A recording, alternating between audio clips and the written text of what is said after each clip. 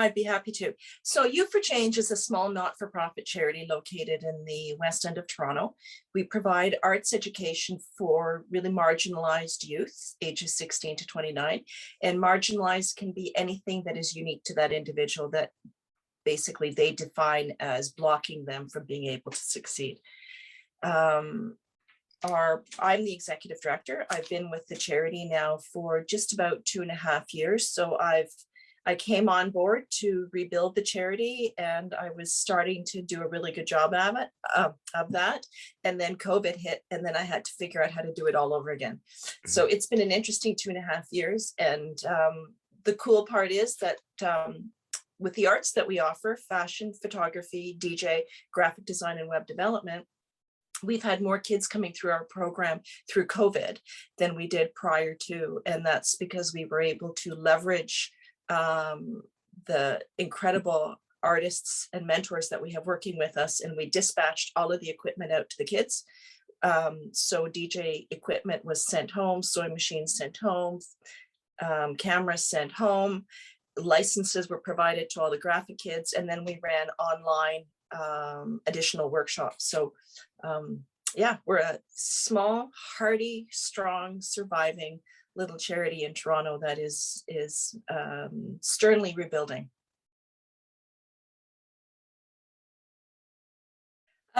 Well, right now there's 2 of us on staff.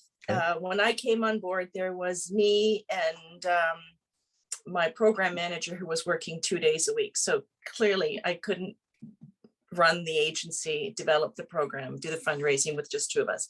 So I'm fortunate to have a program manager now with me full-time. So there's 2 of us full-time. We have 3 summer students through the Canada Summer Jobs program. And I have 6 artist mentors that work with us consistently through the year. And they are contractors per se.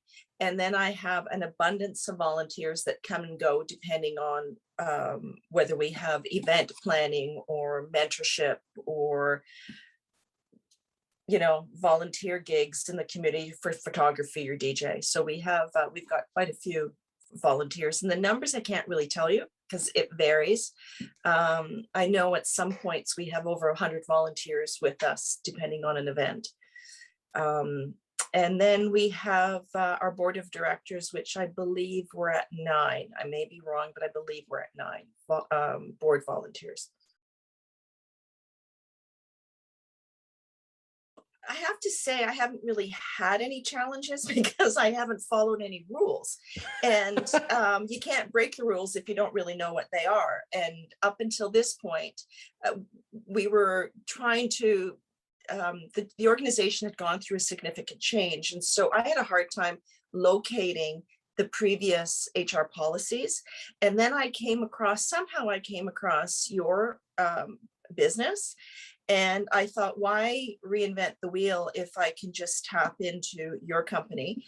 And so my biggest challenge was not having any policies for HR and really relying on people that I know in the industry to provide me some guidance if I needed it. So now we now have steps to follow, which is great. Before I didn't have anything, and that was hard. And I was really kind of operating by the seat of my pants, hoping that I wasn't going to get into trouble somewhere along the way. But I've been fortunate in that I haven't had to lay anybody off.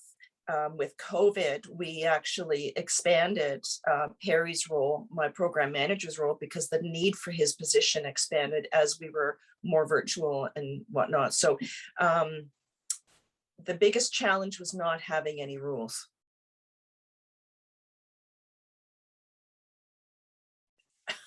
I didn't know what my job was. So, it was really hard. Getting to know the agency and getting to know the volunteers and the artist mentors, it really was word of mouth. I didn't have a reference tool to go back to. And this isn't to say it didn't exist. I just couldn't find it. There was a significant turnover of personnel when I came on board.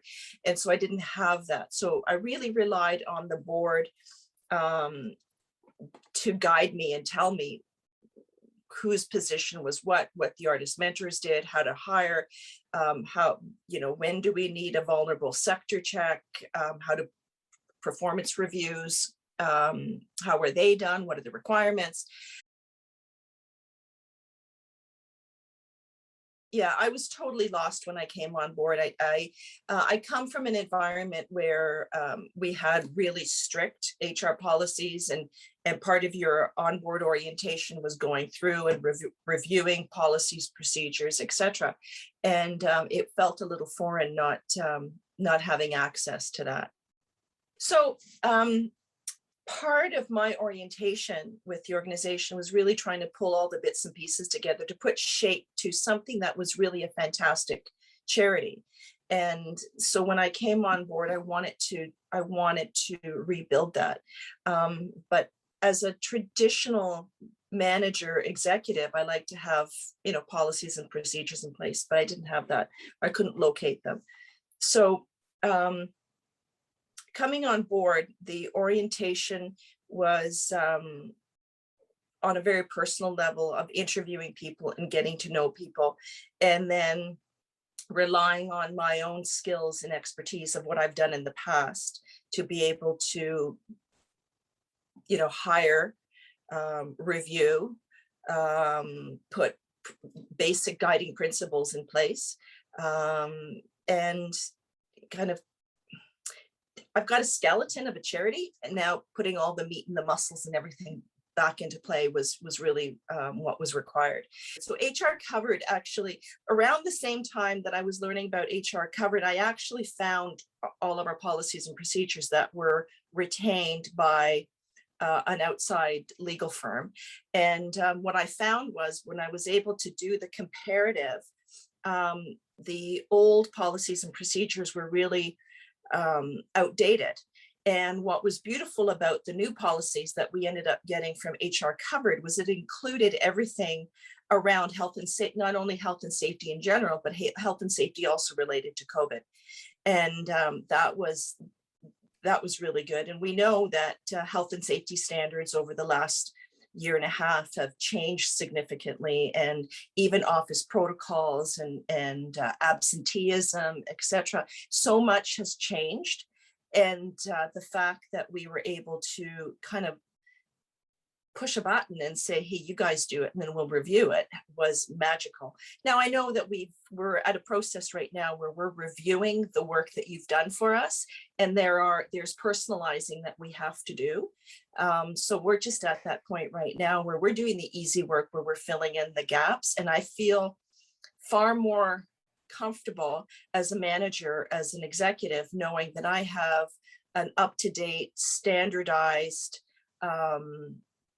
set of references that I can go to, which I wasn't able to before.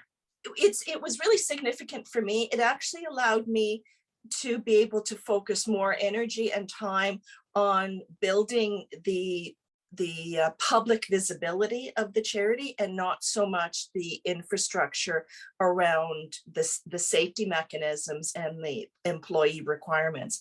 I can actually work more on the marketing and the fundraising and whatnot, because it's a bit daunting when it's not your forte to have to create policies and procedures. Now, I still have to do all the financial stuff, which I'm working with, which is fine.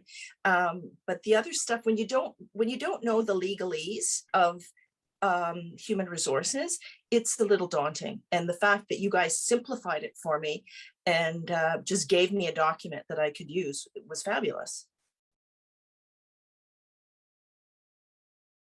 It's a tough question for me to answer, but I can tell you right now, from my previous, when I was in leadership before, that what I have now is far superior, because we adopted we accepted this opportunity at a time when so much in human resources was changing, when the labor standards were being reviewed, where the new laws were coming in, particularly around domestic violence and absenteeism related to domestic violence. Those are very complex matters to try and digest. Even the bits and pieces around vacation time and how many hours you're supposed to work before you're eligible for a stat holiday, and how many hours you're supposed to work in order to be eligible for overtime. Those are all relatively new to me on legislative rights for employees that I don't know that were incorporated previously.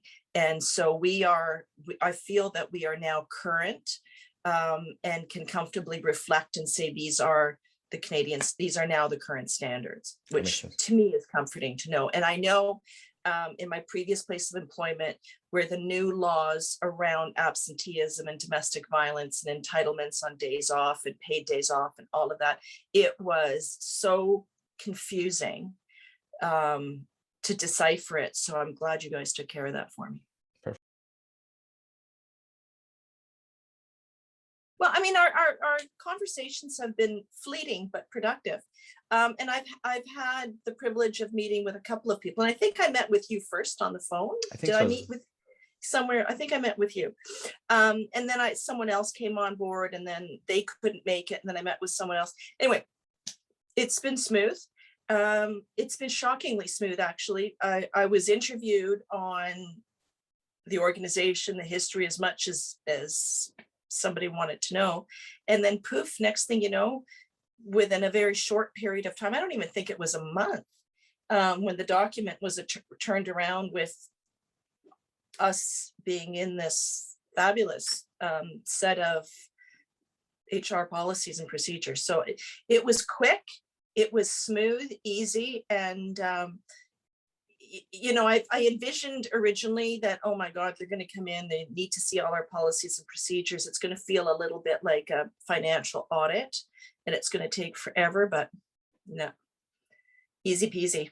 And then the fact that we could go in and do the personalizing was great.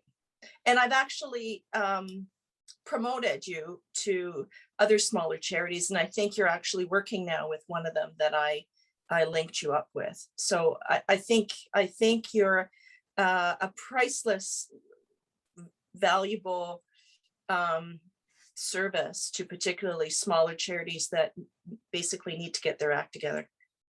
Yeah, no, it's professional, clear, top notch. I've got nothing negative to say about any service, communication, nothing. It's been good. I wouldn't recommend it if I didn't truly believe that what you offered was top notch, because it's a reflection on who we are. And if I'm offering something that's not top notch, then that's a reflection. And I'm really proud to be able to partner with you guys, have you guys do our HR work and give us some structure, give us some guidance, and then be able to come back to you if we need anything amended or even evaluations done or anything like that. And I'm super happy to be able to be here and serve as a testimonial for your company.